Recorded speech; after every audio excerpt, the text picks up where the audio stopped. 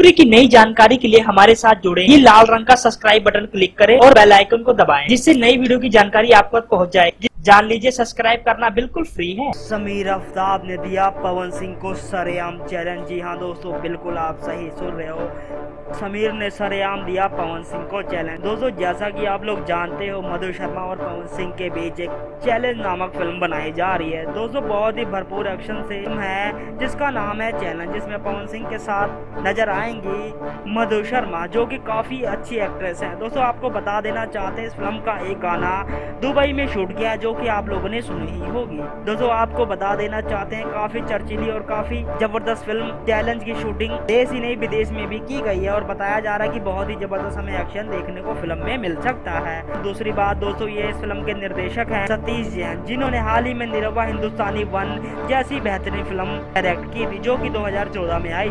दोस्तों, देखते हैं बॉक्स ऑफिस पर कितना ज्यादा धमाल मचा पाती है पवन सिंह की और समीर आफ्ताब की चैलेंज। धन्यवाद।